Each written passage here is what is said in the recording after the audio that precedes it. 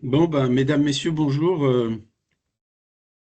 Merci de vous être connectés pour ce webinaire sur la triple comptabilité. Donc, euh,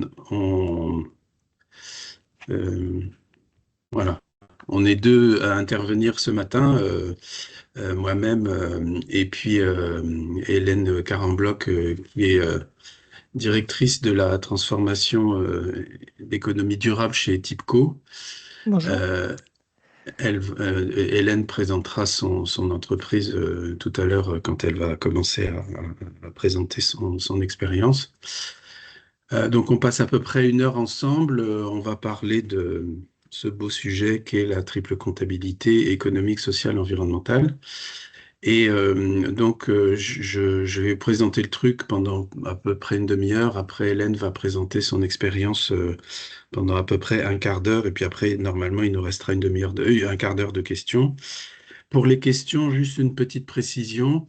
On a ce matin, c'est pas encore le cas, mais vous êtes peut-être une cinquantaine là qui êtes connectés, mais on a 250 inscrits, donc on pourra pas faire les questions en interactif. Donc vos questions, ben, vous les poserez à Émilie, qui est la responsable marketing de Goodwill Management, et puis qui nous les posera pour que ça fonctionne à peu près bien, sinon ça va être compliqué. Voilà. Donc, un petit rappel de qui nous sommes. Goodwill est un cabinet de conseil en RSE vraiment spécialisé dans la mesure d'impact, qui est détenu maintenant par le groupe Baker Tilly, qui est un groupe d'audit, de sorte que nous avons dans nos activités autour de la RSE, de l'audit, du conseil, et nous avons aussi une plateforme logicielle qui permet de faire plein de choses. Son reporting RSE, c'est toutes ces mesures d'impact, sa triple comptabilité en ligne, etc. Bon, j'en dis pas plus parce que on a beaucoup de trucs à vous dire par ailleurs. Euh, mais comme ça, vous vous souvenez de qui est-ce qui parle. Voilà, donc le sommaire de la présentation, rapidement une introduction. Je vais vous faire une vue d'ensemble de notre méthode de triple comptabilité. On a lancé une chaire de recherche il n'y a pas très longtemps. Je vais vous dire un peu ce qu'on va y faire. Et puis, on aura le témoignage d'Hélène. Alors, en fait, la triple comptabilité, chez nous, la méthodologie s'appelle Thesaurus 3K, et elle vise à prendre en compte toutes les dimensions de la valeur qui est créée ou qui est détruite par une entreprise. Et donc, bah ça, vous le savez avant de venir, hein, ça veut dire on prend les normes comptables que vous connaissez, et puis on fait sauter deux, trois petits verrous, et puis on fait une comptabilité étendue qui couvre des tas de sujets que la comptabilité ignore par ailleurs. Et donc, on prend de la valeur économique au sens large, avec une empreinte socio-économique. Euh, on calcule donc avec ça des flux de valeur ajoutée dont l'entreprise étudiée est à l'origine, c'est-à-dire des impacts économiques directs, indirects, etc. Puis des emplois directs, indirects. On va voir ça tout de suite. Ensuite, on regarde des externalités sociales, c'est-à-dire qu'une entreprise qui se développe peut le faire avec des bénéfices collatéraux ou des dommages collatéraux plus ou moins importants sur le plan social. Et puis, on regarde aussi tous les impacts sur la nature. Et bien sûr, comme ça s'appelle de la triple comptabilité, par rapport à ce que vous connaissez du reporting extra-financier habituel, c'est que ici, à la fin de l'opération, on a tout qui est calculé en euros. Et on peut mettre ça dans un bilan et dans un compte de résultat étendu. Donc, je vais vous donner une vue d'ensemble de Thesaurus 3K, et en commençant par l'impact socio-économique. Donc, ben on sait tous très bien que l'entreprise ne crée pas de la valeur que pour ses actionnaires. Elle en crée aussi pour ses fournisseurs, puisque ben, c'est le chiffre d'affaires du fournisseur qui vient de l'entreprise étudiée. Donc c'est tout le chiffre d'affaires acheté. Elle en crée pour ses salariés, puisque ben, les salaires, ça permet aux salariés de vivre. Elle crée de la valeur pour l'État en payant des impôts et des taxes. Et puis elle crée aussi de la valeur pour ses clients, parce que si votre client n'est pas plus riche en achetant votre produit ou votre service que sans l'acheter, eh ben, il ne l'achète pas, tout simplement. Donc ça veut dire que ça crée bien de la valeur chez lui. Et en fait, tout ça, on sait le mesurer. Donc, ça se fait avec des méthodes qui sont éprouvées, hein, qui ont pignon sur rue. La principale d'entre elles, parce que bien sûr, là, ce matin, je ne peux pas rentrer dans tous les détails, c'est la mesure d'impact socio-économique. Comme vous le voyez juste sur la droite de la slide, avec un impact direct. Si vous suivez mon curseur ici en blanc, ben, c'est la valeur ajoutée qui est créée par l'entreprise. Donc ça, c'est pas compliqué, ça se lit dans le compte de résultat. Après, en vert, ici, vous avez l'impact indirect, c'est-à-dire le flux de valeur ajoutée qui circule dans toute la chaîne de valeur amont, à savoir les fournisseurs des fournisseurs, etc. Et puis ce qu'on appelle l'impact induit ici, c'est tout le reste, c'est-à-dire je paye des impôts et des taxes, je verse sur la chaîne de valeur, je verse des salaires aux salariés, et puis tout ça, ça irrigue l'économie locale, c'est-à-dire que dans cette partie bleue ici, ben, vous avez des coiffeurs, des boulangers, comment dirais-je, des collectivités qui perçoivent des impôts et des taxes, etc. Voilà. Et ça, vous pouvez l'exprimer, comme vous le voyez, en euros. Donc c'est un petit peu, là vous avez un cas, c'est la SNCF sur la région normande. Donc l'empreinte socio-économique, vous le voyez en haut ici, c'est 1 milliard d'euros. Et puis vous pouvez aussi l'exprimer sous forme d'emploi, le nombre d'emplois directs, indirects dans la chaîne de fournisseurs et induits dans tous les commerces et dans toutes les activités liées à la consommation et à la machine publique. Et puis on sait découper ça en secteurs, comme vous le voyez juste en dessous, et on peut faire des analyses très fines avec ça. Donc ça, c'est la première chose, c'est de regarder toute la valeur qui est créée, sans trop se préoccuper au démarrage de ce qu'on mettra in fine dans le bilan et dans le compte de résultat étendu, mais au moins de connaître tous les impacts. Après, on parlait tout à l'heure des externalités sociales et environnementales. Ben, en fait, dans la méthode, en complément de ce que vous venez de voir, nous avons créé un donut pour l'entreprise. Donc, on est reparti de la philosophie de la donut économie et on a fabriqué un équivalent qui marche pour une entreprise. Donc, pour ceux qui ne seraient pas familiers, mais je pense qu'ils sont peu nombreux à nous écouter, l'économie du donut dit que pour qu'une entreprise, enfin pour qu'une activité humaine soit soutenable, il faut qu'elle se situe en dessous d'un plafond environnemental et au-dessus d'un plancher social. Et donc, c'est ce qu'on a fait pour nous, pour une entreprise, en repartant de ce concept et de tous les travaux qui le sous-tendent. Alors, ça s'éloigne bien sûr un peu du donut de Kettlewurst parce que tout ce qui a été fait autour de l'économie du donut est fait à un niveau global. C'est plutôt adapté pour un pays. Et ici, ce que vous voyez, c'est que si on regarde sur la gauche, le plancher social, selon nous, pour une entreprise, c'est qu'il faut qu'il y ait très peu d'accidents du travail, qu'il y ait ou très peu de précarité de l'emploi. Il peut y avoir des impacts positifs. Par exemple, l'entreprise fait du mécénat sur son territoire et ça fait du bien à son territoire sur le plan économique sans que ce soit lié à son activité principale. De l'insertion professionnelle, de la formation, du télétravail, très peu ou pas du tout d'écarts salariaux injustifiés et des achats auprès du secteur protégé. Donc on a tous ces trucs-là sur lesquels on a des seuils et on regarde si l'entreprise est au-dessus du seuil qui lui a été fixé. Et puis, pareil pour les impacts environnementaux. Sur cette partie-là, vous voyez qu'on étudie les émissions de gaz à effet de serre, donc ça c'est un bilan carbone hein, tout simplement, mais on regarde en plus la pollution de l'air, l'artificialisation des sols, la production de déchets, la pollution de l'eau, l'extraction de ressources minérales et fossiles, la consommation d'eau et l'impact de tout ça sur la biodiversité. Et à nouveau sur ce sujet, nous avons des seuils et il faut que l'entreprise se trouve en dessous des seuils qui lui ont été fixés. Voilà.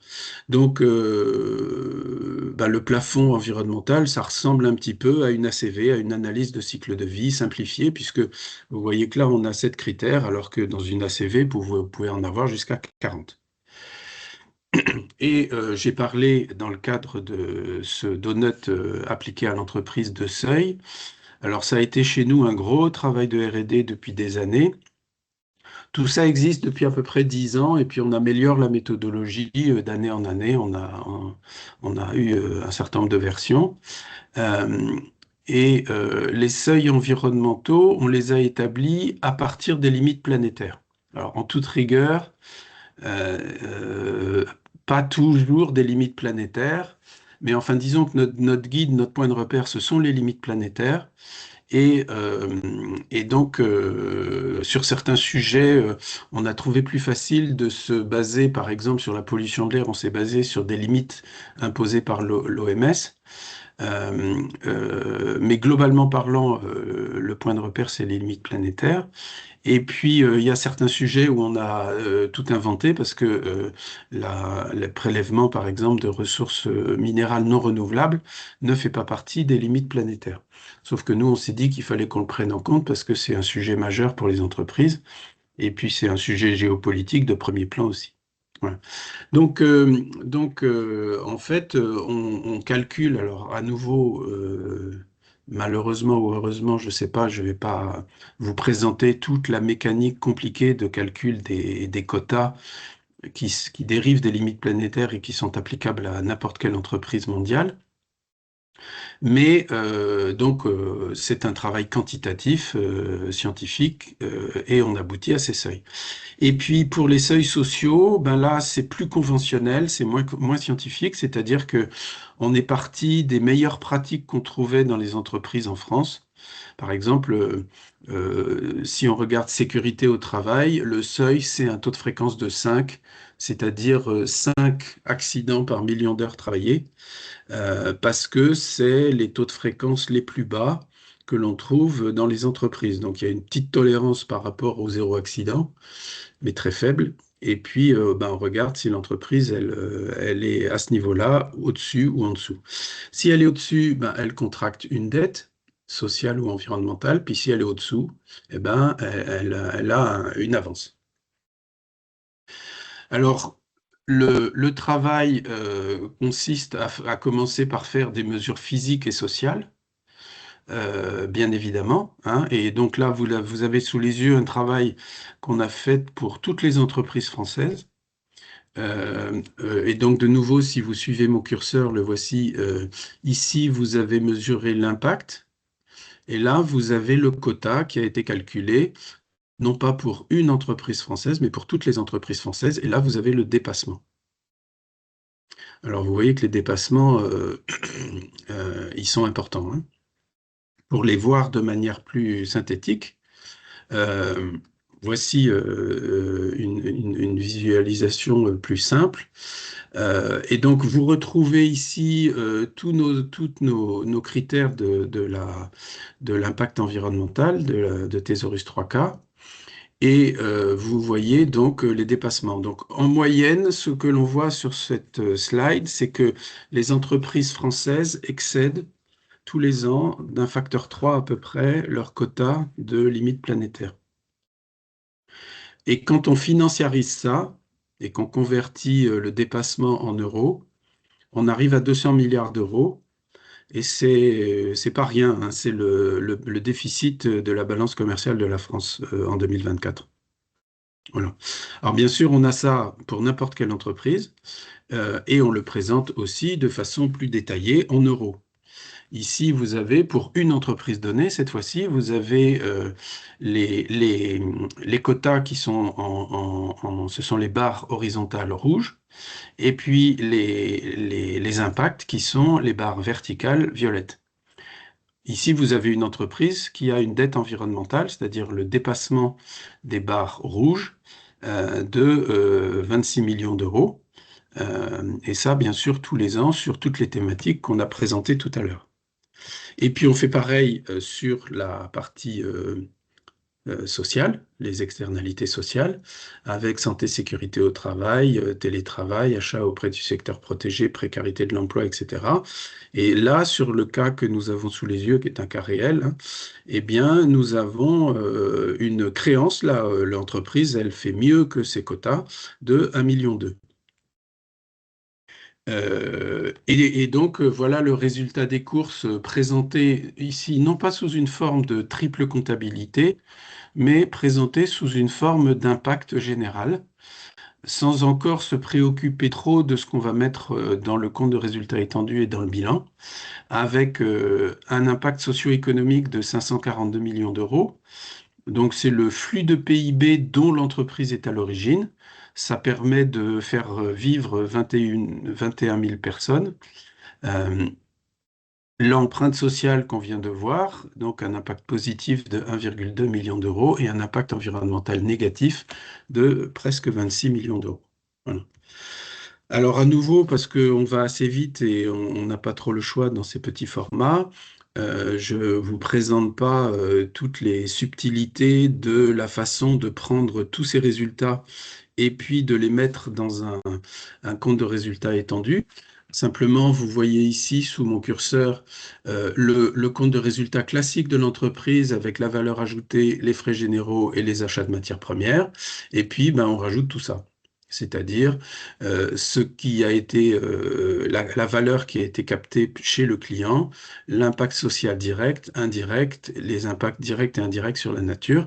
Et puis on met ça, suivant qu'on est en avance ou en dette, on met ça à l'actif ou au passif du bilan. Voilà. Et donc, cette méthodologie, elle est aujourd'hui très utilisée. Hélène va vous présenter un exemple tout à l'heure.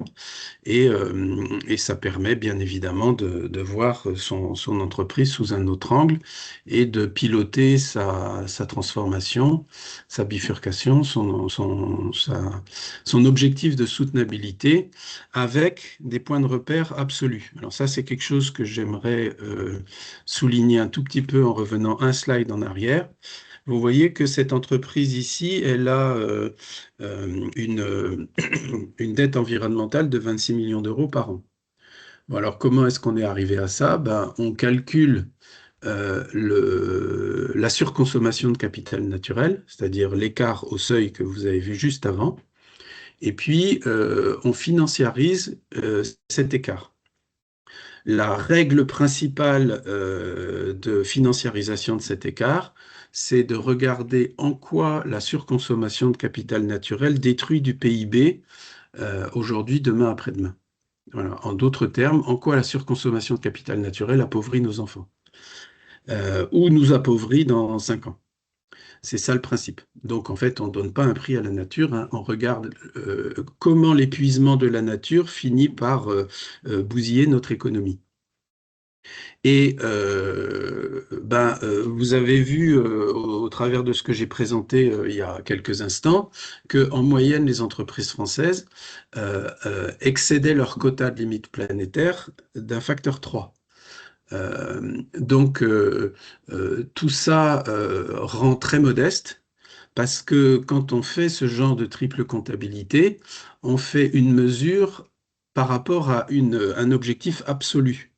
Alors que dans tout ce que nous faisons par ailleurs dans le domaine de la RSE, on est plutôt sur des analyses en relatif, c'est-à-dire on se fixe une situation de référence et on regarde où on en est par rapport à sa situation de référence. Est-ce qu'on a fait mieux que l'année dernière? Est-ce qu'on a fait mieux que le copain, etc., etc. Bon, ici, on est sur de l'absolu. Et quand on est sur de l'absolu, ben, on se rend compte qu'on est encore, en matière de soutenabilité, très très loin du but. En d'autres termes, Si vous regardez un bilan étendu avec Thésaurus 3K, vous verrez pas grand-chose du point de vue des avances en capital social et naturel. Enfin, capital social, c'est possible, mais en capital naturel, vous allez voir surtout de la dette. Alors, c'est un outil, bien sûr, qui permet de piloter sa stratégie soutenable, c'est-à-dire que on fait un premier calcul. L'avantage avec cette méthode, c'est qu'on fait ça très vite. C'est-à-dire que on collecte les données, c'est pas plus dur à collecter que pour faire un bilan carbone. Et puis on met ça dans la machine et hop, on a les résultats. Et ensuite, on peut refaire le calcul avec un scénario de transformation de l'entreprise. Et puis on se dit, ah ben tiens, c'est pas mal mais c'est pas encore ça, ou bien ah ça y est, j'ai atteint mon objectif. Voilà. Et on sait aussi instantanément, parce que là derrière il y a pas mal de modèles qui tournent tout seuls, on sait aussi instantanément avec une utilisation d'une base de données que certains d'entre vous connaissent qui s'appelle ExioBase, on sait tout de suite indiquer quel est l'écart de l'entreprise, non pas aux limites planétaires ou aux limites sociales, mais par rapport à son secteur. Et donc là, vous avez une représentation où tout ce qui est en rouge, ben, l'entreprise, elle est au-dessus de la performance moyenne de son secteur, et puis tout ce qui est en vert, ben, elle est en dessous. Voilà. Et ça se fait, on le fait instantanément. Et puis, je vais vite, mais on avance bien sûr, on fait progresser la méthodo. Depuis pas très longtemps, on a un truc qui tient bien la route maintenant pour faire la même chose, non pas à l'échelle de l'entreprise, mais à l'échelle d'un de ses projets ou d'un de ses produits. Et ici, vous avez par exemple l'impact environnemental d'un ordinateur. Donc, pour ceux d'entre vous qui ont l'habitude de faire des ACV, ben, en fait, c'est un peu la même chose, sauf que on a une approche top-down, c'est-à-dire qu'on part de l'entreprise et on descend sur ses produits, alors qu'en ACV, on est dans une approche bottom-up. Voilà. On a tout un travail de convergence des deux approches qui est d'ailleurs très intéressant. Ici, c'est exprimé en bassin. Vous voyez la barre rouge, là, c'est du 100%. Et donc, vous voyez qu'un ordinateur, en termes de changement climatique, il est à 600% de son quota. Donc, ça fait mal. Plein de gens s'en servent de ce truc-là, et de plus en plus. Là, vous avez une slide qui est un peu ancienne, donc il y a beaucoup plus que ça de gens qui s'en servent, mais c'est effectivement assez satisfaisant de voir que de plus en plus d'entreprises cherchent à piloter leur transformation avec la triple compta. Maintenant, on a une chaire de recherche. On a lancé ça au mois de mai. Officiellement, on a fait le lancement avec une conférence de presse au mois de septembre. Et c'est une chaire qui est créée à Aix-Marseille School of Economics. Elle est administrée sur le plan financier et administratif par l'Institut Louis Bachelier. Et nous avons 4 mécènes qui sont le premier d'entre eux, ben, la maison mère de Goodwill Baker Tilly, ERB qui est une entreprise générale de bâtiments, qui pilote toute l'entreprise avec le principe de la triple comptabilité. La banque que vous connaissez, Natixis, c'est un confrère de Goodwill qui s'appelle Ecodev. Et on est parti pour 3 ans de recherche. Alors, on a plein de sujets sur le feu. Une amélioration, on a des modèles pour calculer les scopes 3, amont et aval. Alors, quand je dis les scopes 3, c'est tous les scopes 3, hein, c'est-à-dire scope 3 carbone, eau, déchets, matières premières, etc.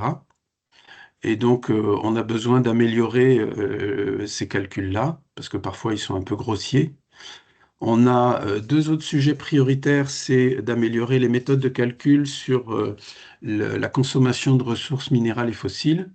Et on n'est pas tout à fait content du modèle qui nous permet de calculer l'impact économique de la biodiversité. Donc on bosse là-dessus avec les chercheurs. On a un gros sujet sur le feu, là, qui est le concept de calculer ce que peut être la juste responsabilité d'une entreprise. Et à nouveau, je ne peux pas rentrer dans les détails, mais c'est plus que le scope 1 et c'est moins que le scope 3. Et donc c'est intéressant de regarder ça parce que c'est plus équitable de regarder sa juste responsabilité que de se dire, oh mon Dieu, je suis responsable de tout mon scope 3 alors que mon scope 3 c'est le scope 1 de quelqu'un d'autre. Et puis on a aussi un volet de recherche fondamentale sur le lien qu'on peut établir entre la valeur économique et la thermodynamique. C'est assez chargé. On a plusieurs chercheurs français, mais aussi des collaborations étrangères au niveau de cette chaire. Voilà. Et juste pour terminer, et notamment pour des éventuels consultants qui seraient présents ce matin, notez que tout ça, c'est-à-dire la triple compta qui est open source, la méthode de stratégie du Y, les évaluations immatérielles et tout ça, c'est accessible au sein de l'Institut du Y. Et je vous ai mis les coordonnées, vous aurez le PowerPoint, je vous ai mis les coordonnées du délégué général. Voilà. Et donc, je passe la parole à Hélène qui va vous présenter l'utilisation qui a été faite de cette méthodologie chez TIBCO. Et donc, Hélène, je te laisse partager ton écran, j'arrête le partage et c'est à toi. Je reprends la main. Merci. Bonjour à tous. Est-ce que c'est bon pour le partage? Impeccable. Très bien. Merci Alan pour m'avoir convié à cette présentation. Donc, ce que je vous propose, c'est de vous présenter en quelques mots qui je suis et puis le groupe dont je fais partie. Et puis le cadre dans lequel on a inscrit notre expérimentation et donc autour de la comptabilité triple capitale. Et puis de vous montrer les résultats pour TIBCO. TIBCO, en fait, on est une entreprise de services numériques qui a 40 ans cette année. Et puis, si je vous donne quelques chiffres un peu classiques pour présenter l'entreprise, je vous dirais qu'on a 113 points de présence sur l'ensemble du territoire, environ 2000 clients pour un chiffre d'affaires de 145 millions d'euros de chiffre d'affaires. Et que pour réaliser nos activités, nous sommes 1700 TIBS, les TIBS étant les collaborateurs de TIBCO qui peuvent être des collaborateurs salariés ou des collaborateurs partenaires. Et donc en nombre de salariés, on a à peu près 900. Nos activités, donc je vous disais, une entreprise de services numériques avec 3 métiers phares que sont les services de proximité. On fait beaucoup de maintenance, de gestes de proximité auprès des utilisateurs dans l'entreprise. On fait aussi du soutien aux utilisateurs ou sur les infrastructures à travers des centres de services. Et puis on les accompagne à travers des projets technologiques. Et ça sur 4 domaines d'expertise que sont donc, tout ce qui touche à la digital workplace ou on va dire autour du poste de travail. Tout ce qui touche au système, au cloud, au réseau.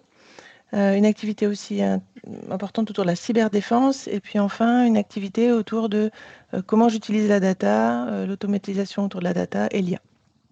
Donc ça, c'est pour vous situer le contexte. Et depuis 2005, on est engagé dans une démarche RSE qu'on a fait progresser donc, au cours des années et dans laquelle la mesure prend beaucoup de place. Pour compter ce qui compte vraiment et puis piloter l'activité de l'entreprise. Et donc c'est dans ce cadre-là qu'en fait on a cherché à voir comment on pouvait donc compter ce qui comptait vraiment pour TIBCO au-delà d'une méthode de comptabilité qui soit la comptabilité telle qu'on la connaît tous. Et donc depuis 2019, c'est un sujet qui nous intéresse fort. Et au sein de l'association Rupture, donc je suis également coprésidente, qui est une association qui est présente sur les Pays de la Loire, on a ouvert un chantier autour de la comptabilité triple capitale pour expérimenter les différentes méthodes et puis faire entre nous des retours d'expérience, voilà, et puis contribuer à travers ces retours d'expérience à faire des retours vers ce qui les mène, vers ce qui alimente la méthode.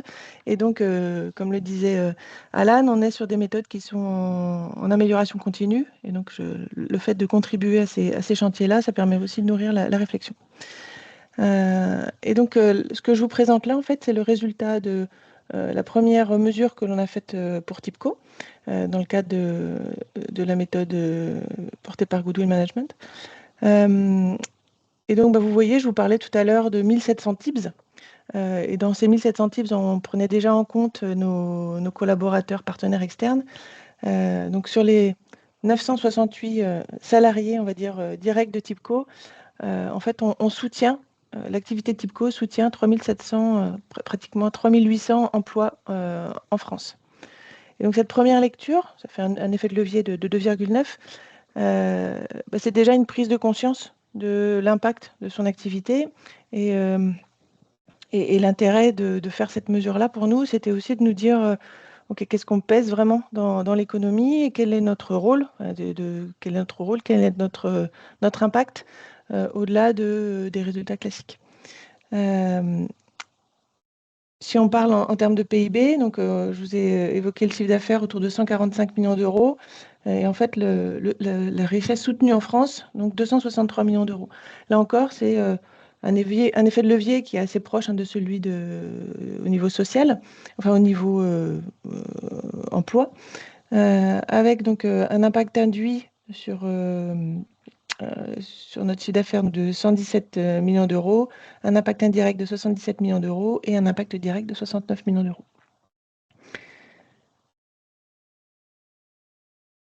Donc là, déjà, voilà, on comprend mieux un peu ce qu'on pèse dans l'économie. Alors, on est un petit poussé, mais on a quand même un peu plus conscience de ce qu'on représente. Et donc après, ce qui était important pour nous, c'était de comprendre en fait notre activité, donc ce qu'elle pèse d'un point de vue environnemental et notre impact sur l'environnement. En se doutant que l'effet était négatif, on fait aussi notre bilan carbone, mais de comprendre au-delà des gaz à effet de serre comment on se situe.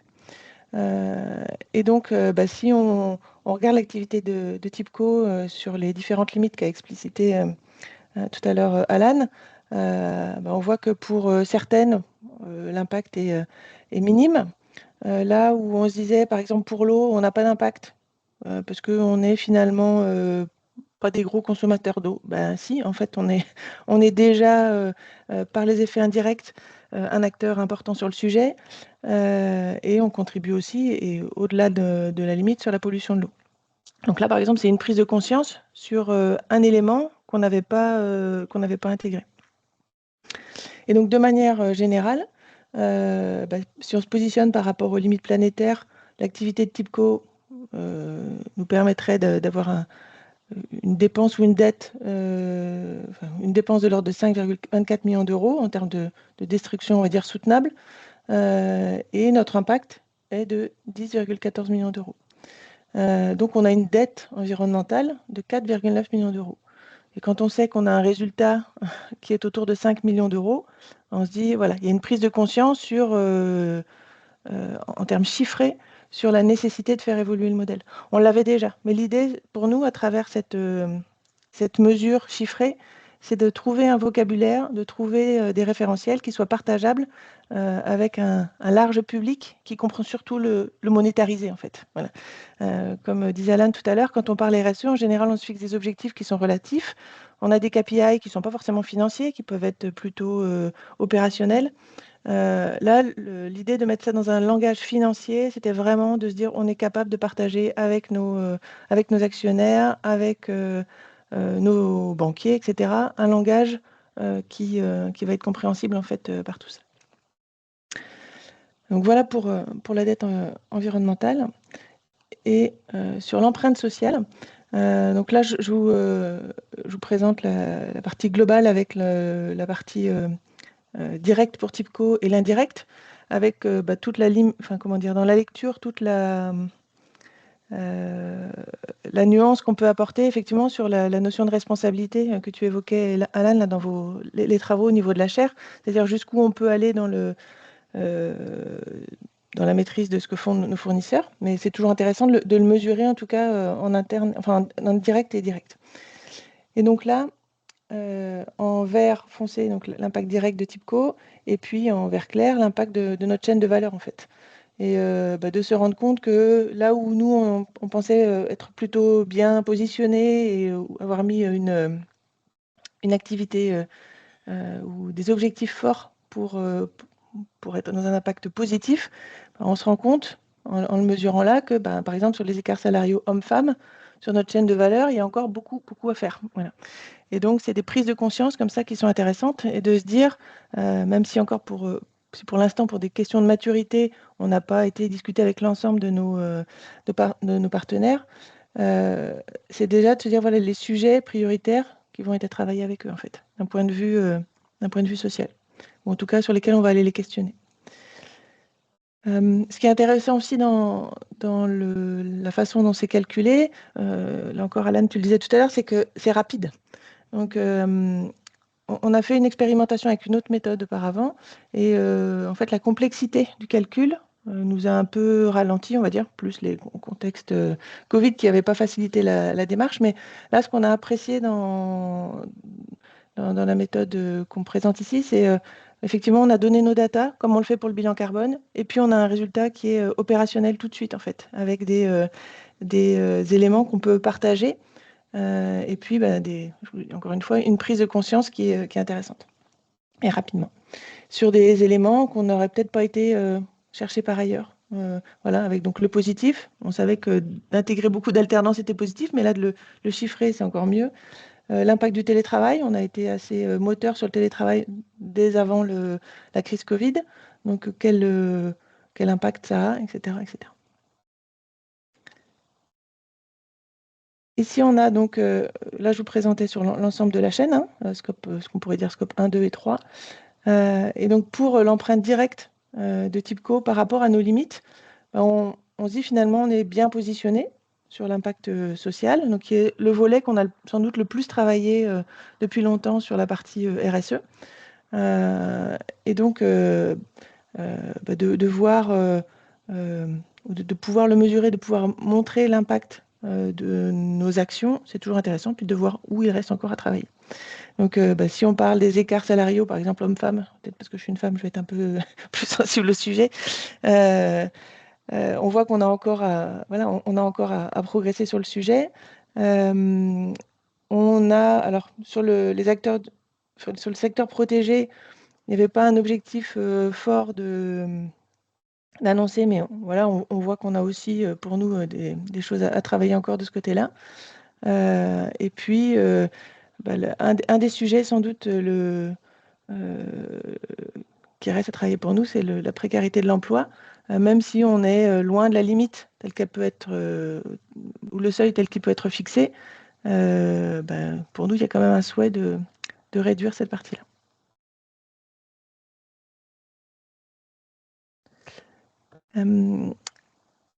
Donc voilà, en quelques mots, la présentation. Je vous laisserai peut-être poser les questions. Ce sera plus facile pour moi d'orienter par rapport aux questions qui vont être posées. Je ne les vois pas là sur le film, mais Émilie va me les présenter.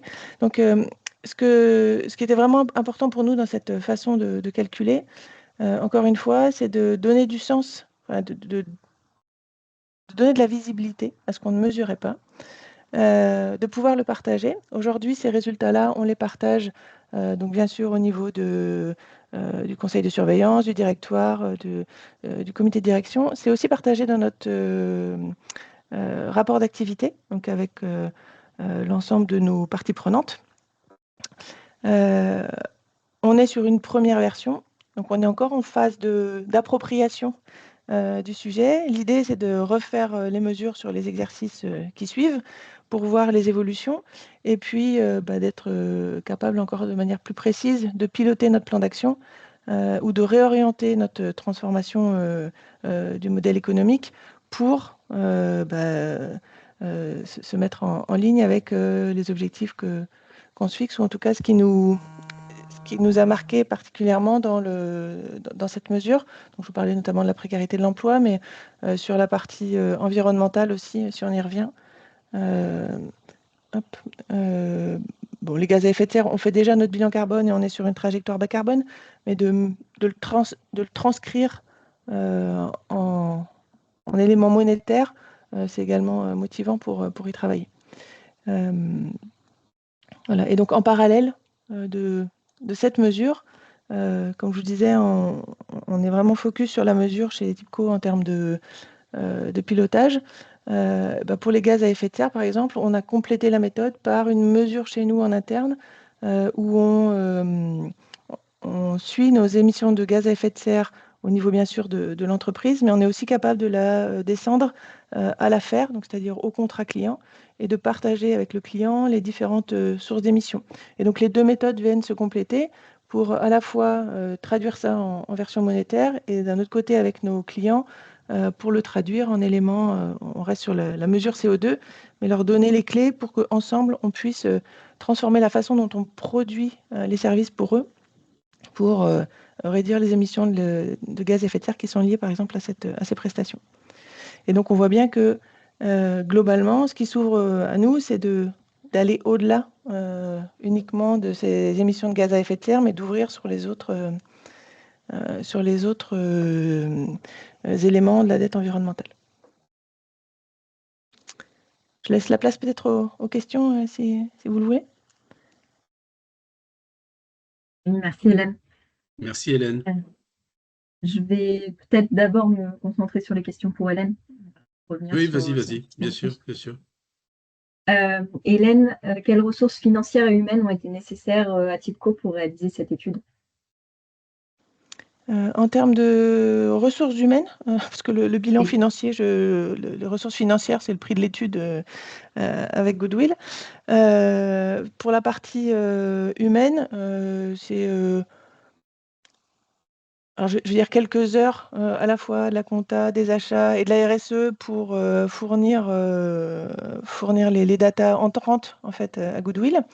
Ce qu'on a trouvé intéressant, c'est justement que c'est pas énorme en fait. Ça n'a rien à voir avec le temps qu'on a pu passer à préparer. On évoquait le sujet avec Alain tout à l'heure, mais pour la CSRD par exemple, on est bien loin du temps qu'on a pu consacrer à préparer la CSRD. Après, ce qui accompagne le temps qu'on y a passé, c'est le temps de formation et de compréhension, en fait. Donc, j'ai pas mesuré le temps exact, mais on parle en journée. On parle pas plus que ça, en fait. On parle en nombre de journées, quelques journées. J'espère que je suis assez précise sur le sujet. Je peux peut-être compléter un tout petit peu Oui.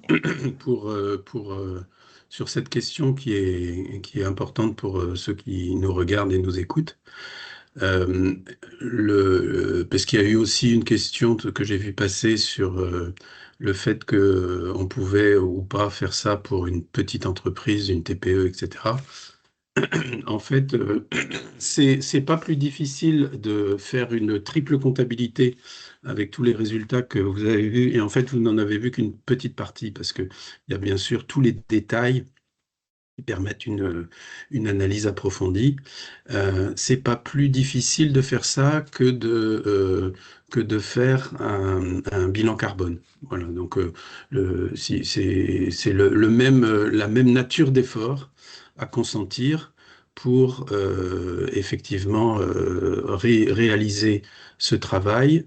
En d'autres termes, effectivement, l'ordre de grandeur, c'est la journée pour l'entreprise qui veut le faire, ou un multiple de la journée, mais pas plus.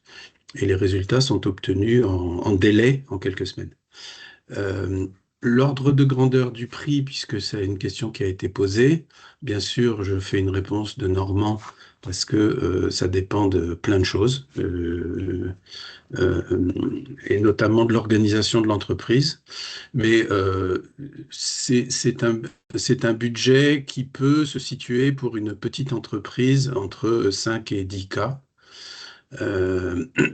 Et, et donc, c'est pas non plus un budget énorme. Et donc, voilà les petites précisions que je voulais apporter sur la première question qui a été posée. Alors, merci Alain. Hélène, est-ce que l'exercice t'a aidé à fixer des objectifs concrets? Est-ce qu'il y a eu des bénéfices immédiats auprès de tes partenaires? Je pense que le premier bénéfice, il est en ligne avec ce qu'on allait chercher, c'était d'avoir une idée déjà plus précise de l'impact de l'entreprise et de le pouvoir partager déjà en interne avec nos parties prenantes internes que sont les actionnaires, qui sont un nombre limité, puisqu'on est sur une entreprise dont le capital reste plutôt, on va dire, familial, avec des partenaires financiers bancaires, mais d'avoir déjà ces éléments-là à partager pour conforter l'action ou la dynamique dans laquelle on est, d'être une entreprise durable et de transformer notre modèle d'affaires au fil du temps pour qu'il soit en ligne avec notre activité, avec un numérique plus responsable, à la fois dans notre façon de produire, mais aussi dans notre volonté d'aller chercher nos clients sur ces sujets-là et de pouvoir partager avec eux. Donc aujourd'hui, on n'est peut-être pas encore dans un partage approfondi avec nos clients, c'est clair, en tout cas pas sur tous les sujets. Pour ceux qui sont les plus matures, on a des éléments à leur partager. Et dans la liste de vos clients, des clients comptabilité triple capital, il y a je vous ai cité tout à l'heure, on a des clients. Donc, c'est aussi des gens avec qui on a pu partager et ça crée des liens un peu plus forts que nos échanges habituels. Donc ça, c'est un effet direct, immédiat. Et puis, sur le long terme, ça continue à nourrir notre réflexion et à se dire, on doit aller au-delà des sujets qu'on avait peut-être identifiés de manière évidente. Voilà. Le CO2, tout le monde en parle et on avait déjà fait la mesure, mais sur les services écosystémiques, sur les déchets, sur la consommation de l'eau, c'est des choses qu'on avait peut-être mis un peu de côté et dont on se dit qu'il faut aussi qu'on les travaille. Donc ça aide à faire maturer, à faire mûrir ces sujets chez nous en fait. Super, merci Hélène. Alain, juste pour compléter, peut-être que la prochaine étape pour nous sur ce sujet-là, c'est d'aller chercher nos fournisseurs. Donc sur la mesure du bilan carbone, par exemple, des matériaux, parce qu'on a une des principales sources d'émissions de gaz à effet de serre pour nous, c'est la vente du matériel informatique. C'est lié à notre activité de négoce. Et aujourd'hui, on a des échanges assez poussés avec l'ensemble des constructeurs pour savoir comment eux mesurent et pour leur dire, voilà,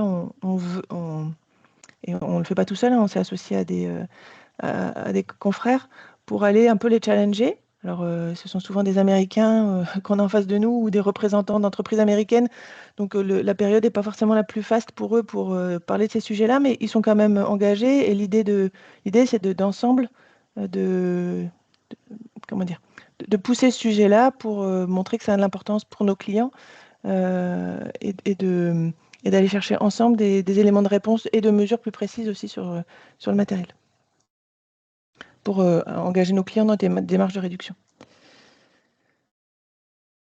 Merci Hélène. Alan, peut-être qu'on peut revenir un petit peu sur la méthode. On a pas mal de questions sur comment se réalise la monétarisation, quelles sont les bases de données, comment on fixe les seuils. Est-ce que tu peux peut-être donner un exemple? En fait, donc la méthode je la présente bien sûr de façon très très schématique, mais la méthode de définition des seuils, c'est qu'on part des limites planétaires, on ramène ça à un pays, par exemple la France, donc au prorata de la population. Après, on ventile ça par secteur. La ventilation par secteur se fait pas au prorata du poids du secteur dans l'économie, mais au prorata du poids des besoins du secteur sur le sujet considéré. C'est-à-dire, par exemple, si votre secteur consomme 3% de l'eau en France, on lui donne 3% du quota. Et après, on mesure l'écart de la consommation du secteur par rapport à ce 3% de quota. Et puis ensuite, on ventile ça par entreprise, ce coup-là, au prorata de la valeur ajoutée. C'est-à-dire, on fait valeur ajoutée de l'entreprise sur PIB du secteur et on a le quota de l'entreprise. Voilà. Donc ça, c'est le grand principe. Je ne rentre pas dans les détails pour le calcul des quotas. Et puis, pour ce qui concerne les impacts, vous vous doutez bien que quand on fait l'impact indirect, on ne va pas poser la question au fournisseur en lui demandant de poser la question à ses fournisseurs, etc. C'est pas possible. Donc, on utilise un modèle et on utilise une base de données. Donc, le modèle, c'est le modèle des matrices d'entrée-sortie de Leontief. Et la base de données, puisque j'ai vu une question là-dessus qui est passée dans le fil, c'est Exiobase. Voilà. Et donc dans Exiobase, c'est très intéressant parce que vous avez tous les secteurs de tous les pays. Il y a eu aussi une question sur les études publiées par secteur, mais en fait, dans cette base, vous avez tous les secteurs de tous les pays. Et enfin, tous les pays, j'exagère, mais enfin, disons que c'est quand même assez détaillé. Et puis ensuite, vous avez pour chaque secteur de chaque pays, vous avez sa taille en valeur ajoutée, ou sa taille en PIB, si vous voulez, c'est pareil. Et puis, vous avez également ses impacts par euro de valeur ajoutée, c'est-à-dire ses impacts carbone, eau, comment, matières premières, etc. Et donc, c'est grâce à ça qu'on peut faire des calculs rapidement par modèle pour toute la partie indirecte. Donc voilà un peu l'explication que je peux donner en peu de temps. Ça marche, merci Alan. À quelle fréquence recommandes-tu de faire l'exercice de triple comptabilité? Et je pense qu'on peut ajouter à la question comment s'équilibre le bilan, enfin, comment on gère les dettes et les avances, les différents exercices de triple comptabilité. Comment la question de l'équilibre du bilan, ça prendrait quand même assez de temps, puis c'est pas bien lié au point précédent. Donc je confirme, je m'arrêterai là que le bilan est équilibré entre l'actif et le passif. Mais après, pour répondre à cette question, il faudrait rentrer un peu dans les détails et on va pas le faire maintenant. Pour ce qui concerne la fréquence, ben, écoutez, je suis naturellement tenté de vous dire que faut faire ça une fois par an quand on fait un arrêté comptable par an. Voilà, ça sert à rien de le faire plus souvent. Si vous avez des plans de progrès qui se mettent en œuvre plutôt lentement, peut-être qu'une fois tous les 2 ans, ça suffit. Voilà. Si je peux compléter, c'est un peu on a fait une première mesure, on ne l'a pas fait l'année suivante. Pour nous, il nous semble effectivement de le faire tous les 2 ans, c'est bien par rapport à effectivement le temps qu'il faut pour lancer une transformation et la voir aboutir en fait. Ou en tout cas voir les évolutions liées au transfert d'activités ou de méthodes que l'on peut avoir. Là, je vois une question dans le fil, je me permets d'y répondre sur le lien entre la triple comptabilité et la CSRD, qui me paraît une question très importante. Et donc j'y réponds. Vous avez un lien qui se fait au niveau de la collecte des données extra-financières, puisque avant de calculer des trucs en euros, on mesure des données physiques et des données sociales, c'est-à-dire des tonnes, des hectares, des nombres de salariés formés, des pourcentages d'écart de salaire, etc. Voilà. Donc on calcule des données physiques et sociales, c'est la première étape. Et c'est exactement la même démarche quand vous faites la CSRD. Vous mesurez des données physiques et sociales. Alors bien sûr, dans la CSRD, ce sont des données normalisées et en grand nombre. Même après l'exercice de la double matérialité, il reste quand même beaucoup d'informations à produire. Là, ce que vous avez vu dans notre présentation avec Hélène, c'est que les données les données produites sont quand même plus ramassées, plus compactes que tout ce qu'on voit dans un reporting CSRD. Par contre, ce que je voulais juste dire, c'est que si vous lancez un projet CSRD avec l'idée d'en sortir aussi une triple comptabilité, en fait, l'effort marginal au moment de la CSRD est nul. Et à la fin de l'exercice, vous appuyez sur un bouton et vous avez votre triple comptabilité. C'est-à-dire que les données, si on s'y prend bien, les données incluses dans l'exercice CSRD sont largement suffisantes pour produire tout ce qui est nécessaire pour la 3K.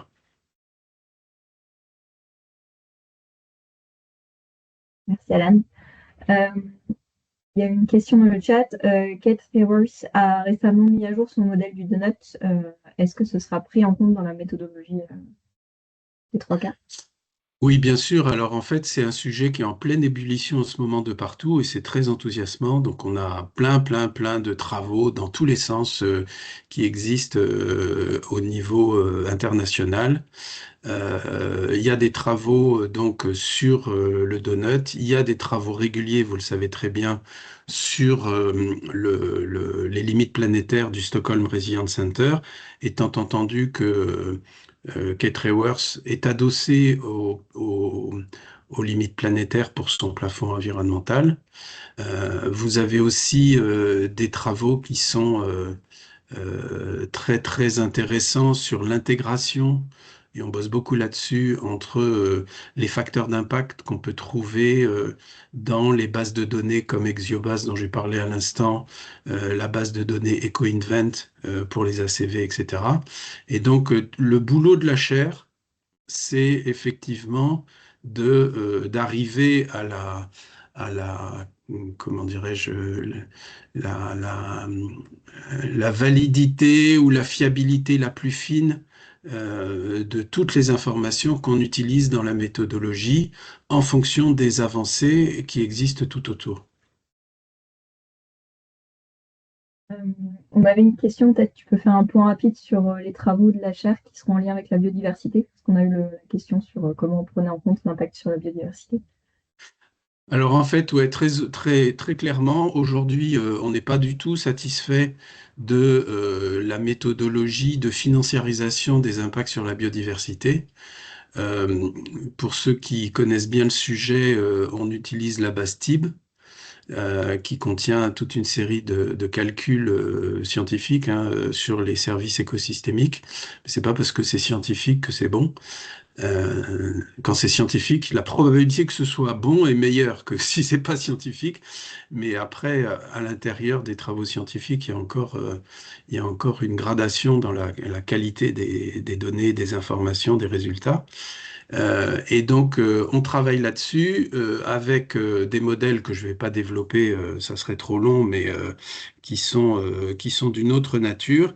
Et c'est notamment sur ce sujet-là que la chaire a une collaboration avec l'université de Lund en Suède, où on a une experte qui travaille avec nous sur le sujet.